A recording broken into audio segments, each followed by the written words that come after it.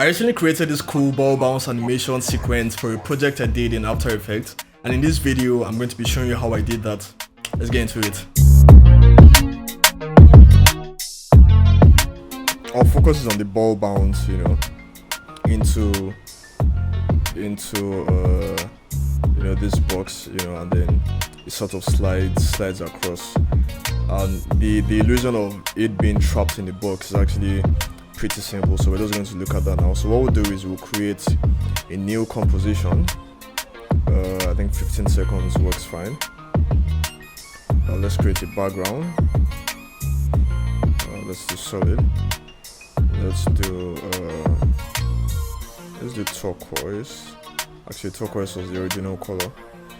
Let's do something around here. Yeah. Okay. Let's go. Alright, so the first thing we want to do is to create these blocks that we have here. Right? And we'll just do that by creating a new shape layer. And yeah. So wrong shape. So let's come up here to the tools, click on the rectangle tool. Let's just move back a little bit. Alright.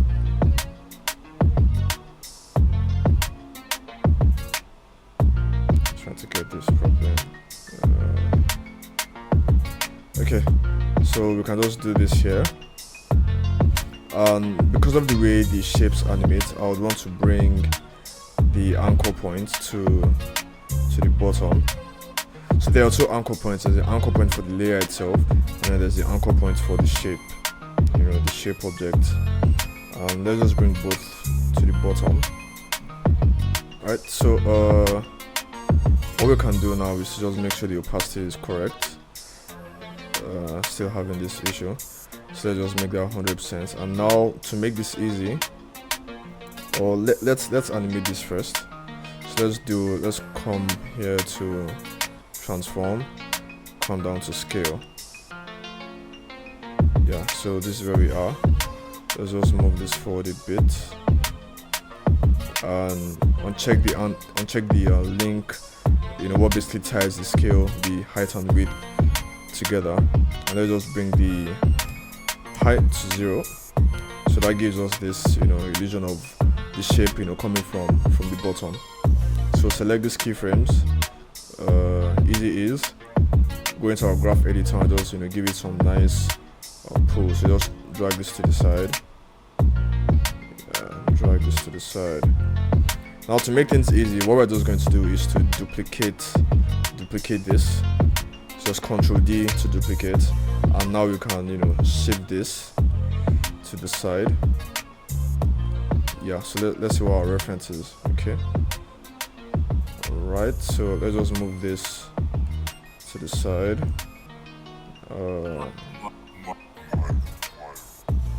Alright, so we'll just increase the height of this one. So we'll go to the keyframe, the second keyframe, and increase the height. So the height just keeps going. And yeah, so I want to duplicate this again and just bring it up. For safety, we can put this under that shape layer. So what we want to do is to reduce the width, and we can just use the regular transform properties of the layer. And let's see what we have here. Okay, so I think this was actually much wider. So let's just bring this way just to be sure we're being accurate.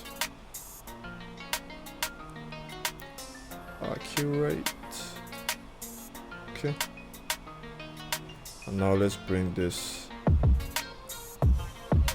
down. Okay, so we definitely want to increase this.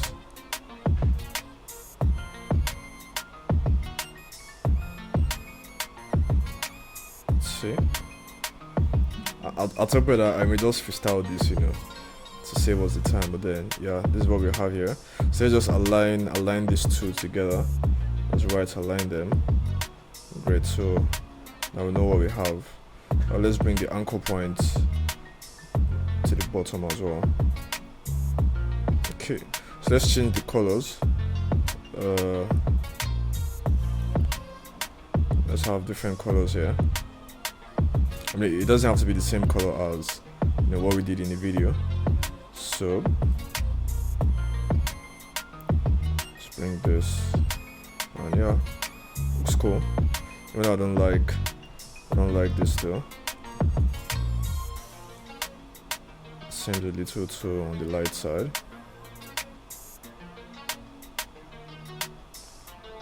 Okay.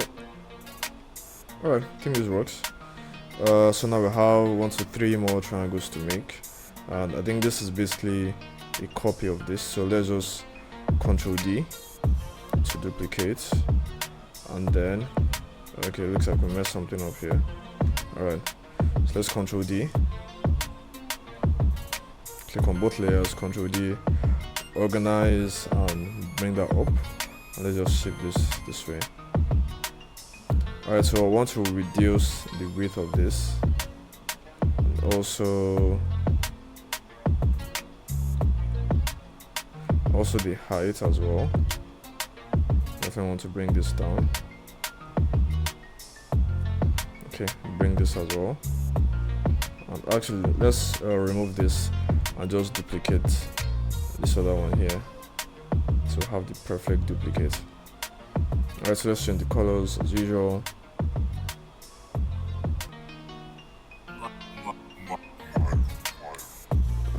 Give me something nice. Okay. Alright, so we have just one more. I can just duplicate this one here. And boom. All set.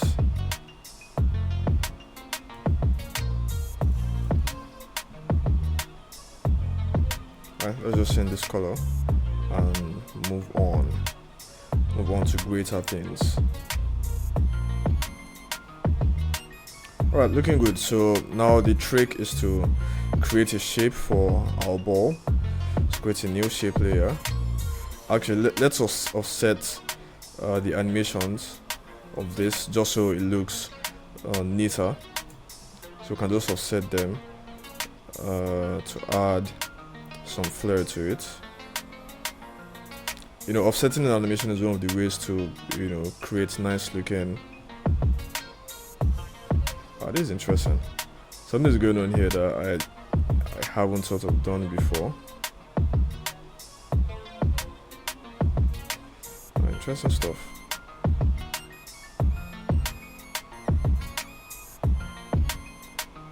Okay.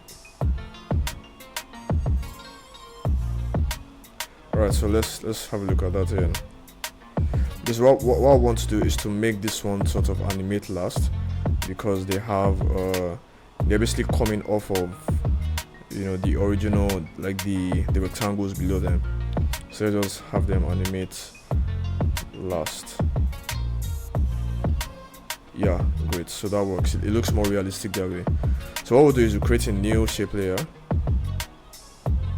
Let's drag this to the top and move to the ellipse tool, draw it out, change the color to white, and for me with my issue right here, just drag this to 100. Alright, we're looking good. So the general idea is that instead of animating with the split graph, you're going to be animating with the value graph instead. So we'll come down here. Let's just label this appropriately. Let's say white ball. Alright, white ball. So we'll come down here to position under transform properties, and just right click and say separate dimensions. So that splits the position into X and Y axis, which is very crucial for this animation. So we're going to be starting from this point. I mean, if you want, you could just have the ball start from outside the frame, but basically we just set our X and Y keyframes. Yeah, so now the trick is when animating the Y position, you want to animate the ball bounces exactly, on at the point where you have contact. So what we're going to do is to just bring this down a little, but of course just going to bring this on the right side. So what we'll do is to just zoom in and just make sure we are sitting right at the tip, exactly. So that's where our contact is. And alright, so now that we've created our white ball, what we're going to do is we're going to move it out of frame because that's where it's going to come from. Right, I think we can just do here. I will set a keyframe for position and just drag that to this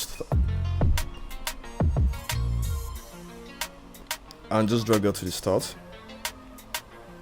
Yeah, so at this point, let's just come all the way to 2 seconds and bring our ball here. So I want it to bounce on this particular block. I want it to sit exactly on the block.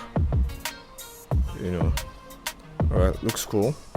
So what we're going to do now is to adjust how this looks. So the ball isn't just going to be dropping straight. It's going to let's just so this path basically represents the keyframe, right? The position keyframe.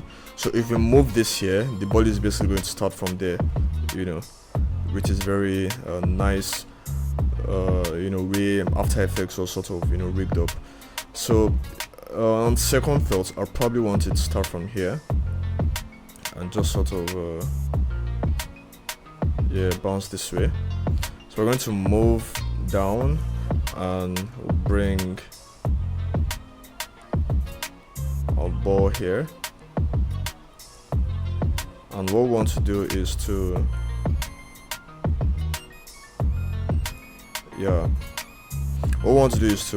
grab this handle. Actually, first of all, let's do this. Let's just make sure that our ball is well seated on the block. Oh no, I just remembered. So our ball is supposed to fall into this and sort of get trapped here.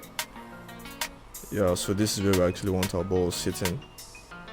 And because it's not just going to fall straight, it's going to have to bounce up before coming down. But as you can see, moving this messes with the original path. So to affect just this part that we want, we just hold Alt and then drag this handle. So now we have a bounce here, and looking good. So let's see what this looks like. Okay, so I think that first part happens for too long, so let's drag this, and we're going to talk about motion decay or bounce decay in a bit, but let's look at this for now. And I think I still want this to bounce up a little more.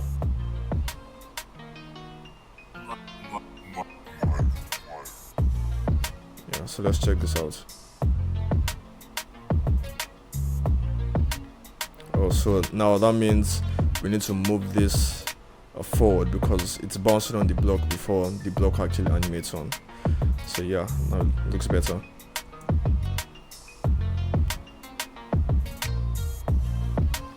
Okay, not entirely bad,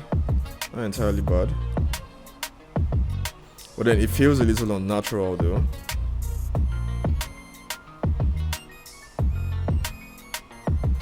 Let's see what we can do to make it feel more natural. I think I want to move this keyframe a little bit to the left. Yeah.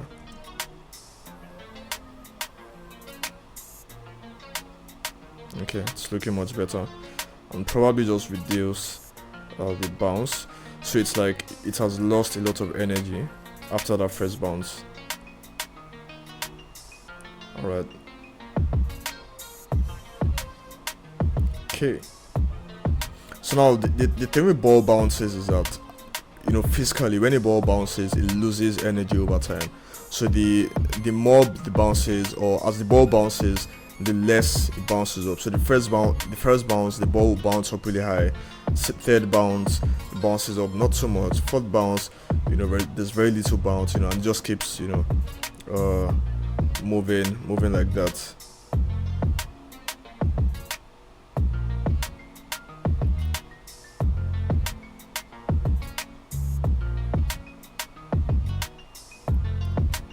Okay, so the idea is that we're trying to create that motion here, and at this point when the ball hits that edge of the block, what we're going to do is we're going to just have it slide over to the right and sort of bounce against the walls, and for that we're going to use our X position. So yeah, this is what happens, but I think that's supposed to be fast, so we'll move it this way, and then after that it also bounces again or skids back to the right, and then it happens much more slowly over time. So let's see how that looks.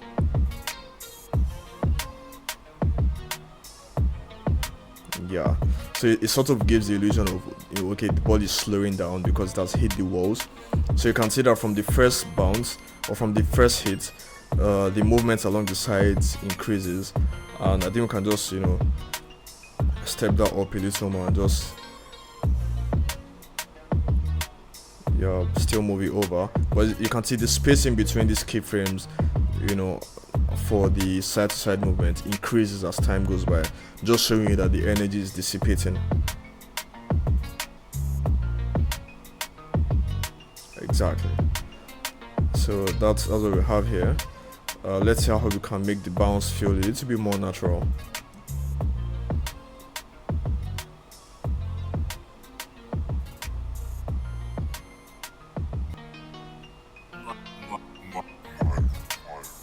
If you had more space, to work with, I think it will look much better. I think for what we're working with, I think this is pretty okay.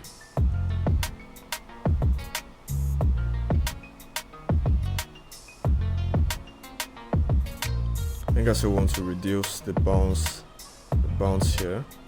Let's have it look more natural.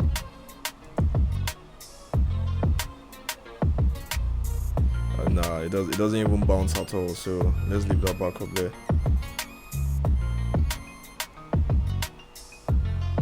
Okay, then one of the things I want to do is to move these frames a little bit forward and probably increase the bounce here a little bit, just a little bit. Okay, let's try that again. Yeah, I think it looks more natural now.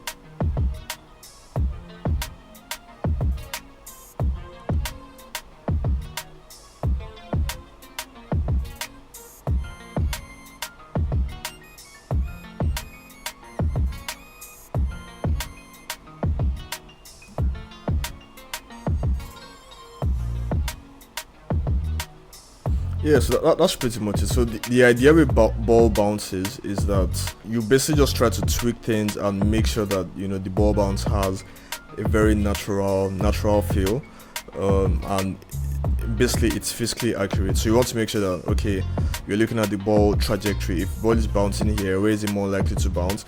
Well, of course, because of the storyline here, wanted to get the ball to bounce within the box, and get trapped in there because finance processes were stuck in the past. So that was the general idea, and this is what we have. I think another subtle thing we did was to have the ball sort of squish and squash just a little bit, because too much of squishing and squashing could make the ball look too fluffy. So what we can do is we can go into this content, and now what we'll do is this anchor point of the shape itself, not of the layer, the anchor point of the shape, that's what I want to bring down here. Yeah, because the ball is bouncing at this point, so that's what I want to work with. Now we'll come down to transform, and at the point of contact, we're just going to create a keyframe move this keyframe to the side, and then uncheck the linked property, and then just reduce the height, and then when it's going back up, it goes back to 100. So let's see how that looks. Yeah, it looks cool. Yep, so some people would also go for increasing this to 100, so it's like a recoil squish type thing, and then bring it back to 100, and let's see what that looks like. Okay, so I'm not sure that applies so much in this case, so we'll just stick with the squash we have. And at this point, you probably want this point of contact here. You probably want to do that again, but this time a little more subtly. We don't want to have too much bounce, so we'll just do 90 this time. So let's see how that looks. Yeah, that looks cool.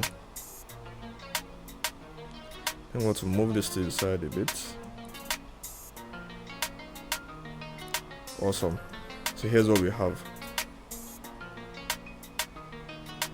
Yeah, so it just adds a bit of secondary feel to the ball animation, and yeah, it just makes it feel a little bit more natural. So yeah, that's pretty much it on the ball animation. I hope you found that helpful, and I can't wait to see what you do with this technique. Don't forget to like, share, subscribe, and see you soon.